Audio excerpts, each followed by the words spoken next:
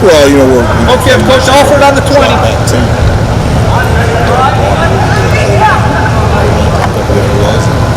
Which is, in years past, that we've been before. So we've become much more of a drop back team. Rushing the passer, so the screens come to life. Does that mean that you have to change anything in the way you drills or the way you? No. I mean, no. We still might do some one hand catch stuff. I do say no, we do. We probably throw more balls to him now than we have previous years I've been there as far as receiving skills. But in the past, pass protection from the always been. But that's become a big emphasis actually. So yeah. Hey, whatever we got to do. Yeah, it doesn't have to be a handoff. Coach, there's been a lot of talk about how the running backs maybe have been below a little bit the last couple of weeks, but how did that feel to see you guys succeed, especially late in the game there, and get those big games? First of all, I don't think they've played below. Well, maybe not below standard, but just not averaging as much as the crazy averages.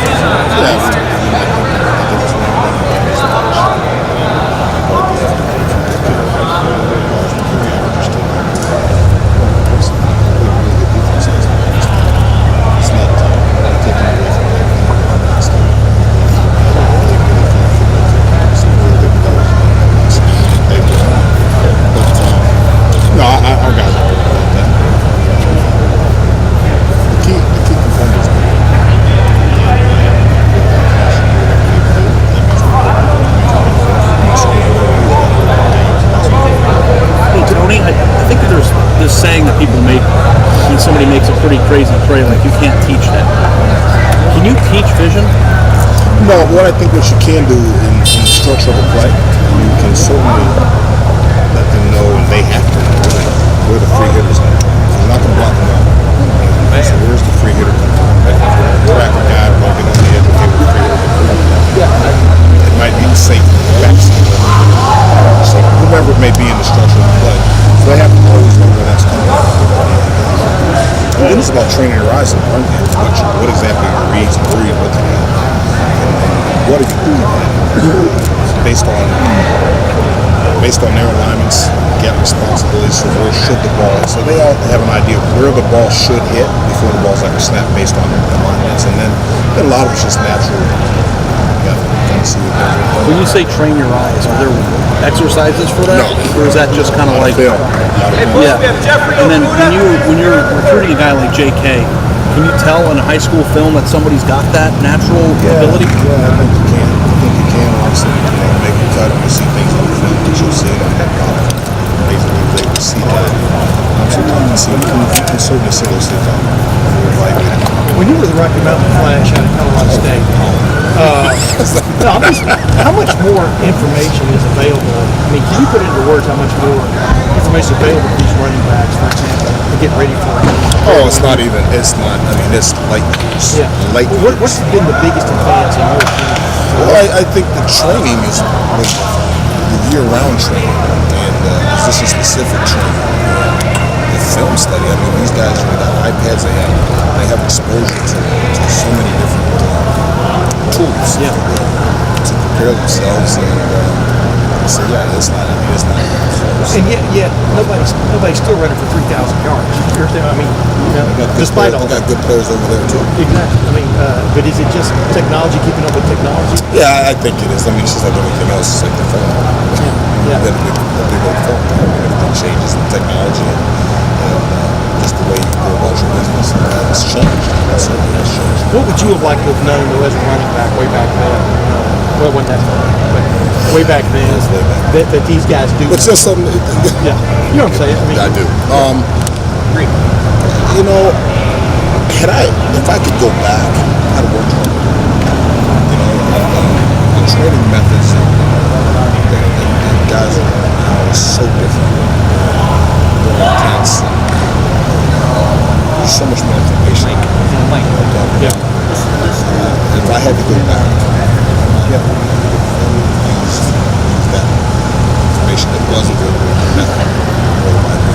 What is the biggest benefit that you've noticed of having two one, in other words, premier, these really good running backs on the same team? What's been the benefit? Well, they push one another. So there's a standard of how you go to the work. Like you said, do they compete? Yeah, it's a very competitive environment. They push one another. They champion each other's efforts. And so that's a good thing. One guy's doing this one, this is how you have to go to work because everyone else is doing it. And so they've elevated the room. One last question for you. Will we see Brian Snead this year? I mean, what's up? Yeah. Can you enlighten us there at all? Master T, Tony, how's Master T coming along? It's coming along well. He is. It's coming along well, and he's a young guy still learning. It's a continual learning process. The good thing is he's got two older guys in front of him that he can certainly learn from, and he's getting better every week. Tony, Tim just touched on having two premier backs and how probably good that is for you guys to be able to roll in and keep guys fresh. But in the offensive scheme, the offensive era that we're in, at least in this offense, can one guy do that? Or can one running back handle the entire load in this offense moving forward? Or is it always this multi-back situation just the way to I think they could. I mean, when you say the entire load, I mean, we're talking about, what do we average, 85 plays do we take? No, a guy can't play that. You can't play that many reps. Got about 1 or 2 games to do that. So you need other guys. Could they handle more than 30 reps? Absolutely. They're trained to do that. But at the same time, we've got two really dynamic players. I believe dynamic players. So why not put them both out there and play? Tony, what is the best play for this team on 3rd and short? This is the first time. Oh man. I don't know. It all depends on what the defense is doing. I mean, if they're running bare fronts or something, we'll see you run options. That's a hard question to answer. I think Urban was even joking about this week. In years past, I think we knew. Oh, you knew it was going to be cute quarterback runs. Right. Quarterback zone. And it worked. A lot. And you had a guy who was really good at it. Ideally, as an offense, do you want to have a play on 3rd and 2 where it's like, you know what, maybe they know what we're going to run, but we can execute it, or do you want variety? I think listen, no disrespect, I won't use names of teams, but there's certain teams, we can go out and run certain plays and it's going to work because I feel like we have better players.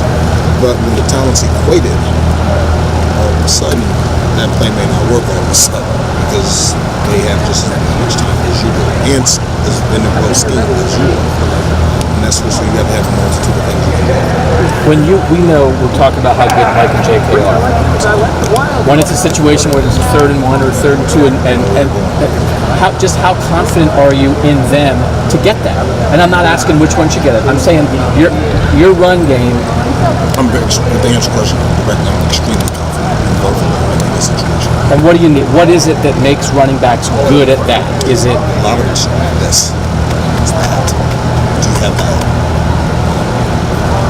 Do you have enough grit to say, I know Earl Bush used to talk about talk with the hair standing back up. I'm going to get it because I'm going to figure it because I said so. And I don't frankly care if people block anything. I'm getting it because I said so.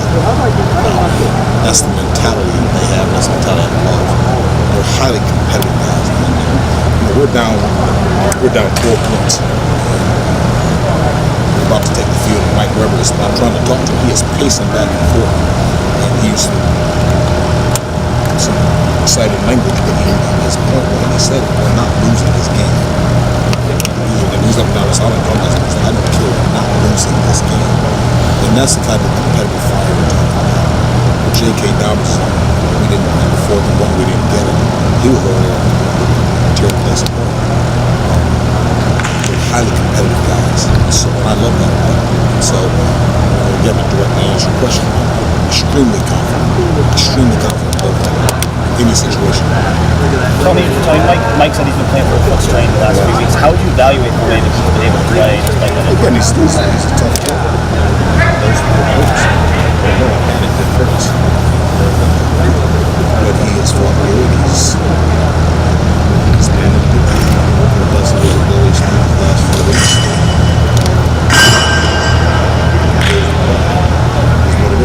Hey Tony, you were talking about a minute ago about teams that you guys could run anything you want on because you're more talented.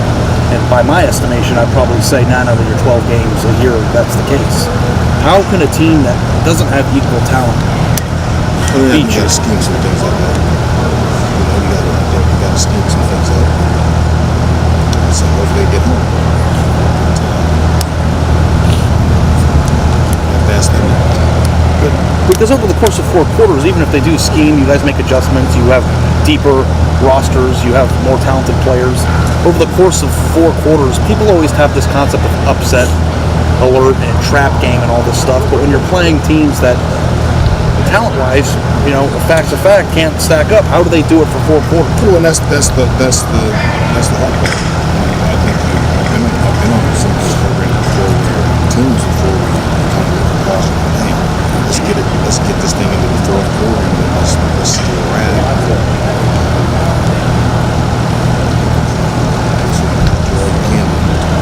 Tight to the 4th quarter and let the chips fall. But it's still our guys. We can say we're more talented people in some regards, but everyone we play has the players. They're scholarship players too, so everyone's got guys. It's not for themselves. At the same time, we got to be pros about the way we handle it. But it's a good work every day. If we say we're that good, we're going to go do that. You don't just roll out your hat. That's not anybody. You don't have to be anybody that do that. If you claim to have better talent, we're going to show it by the way you play, the way you practice, and perform, the way you behave every single day. Yeah. That's being a pro about your job. And I'm not sure you're going to like this question. Sorry. Not from you, no. But the question, I think that people are trying to make a parallel between coming off of a game-tying or come from behind win at Penn State last year and what happened at Iowa last year, the following week. What, in your mind, happened last year? If you can remember, how did a team like Iowa or a team how did they do that? And are there parallels of trap games a thing? Like, is that a fan thing? I can tell you exactly how they do that. They've got really good players. They've got really good coaches. We, as a I would say we didn't do what for my guys to play and let them play to be a good football team. That's all. What are conversations you have with a guy like Mike when he's battling an injury in terms of should he play, should he not? I don't have those conversations. That's between him and the training staff and doctors and our medical staff. I'm going to tell you what, I'm going to put his foot on that. That's how he needs to play. And that's just something they just can't go. So I don't touch that. The staff does that. Listen, whoever's out there, can he play? Yes, but would they ever tell you this guy can play, but rest might be good for him? Do you know what I mean? Like, it's clear to play, but if you could rest, it might be. And then is the ball kind of in your court? That makes sense. Yeah. Okay.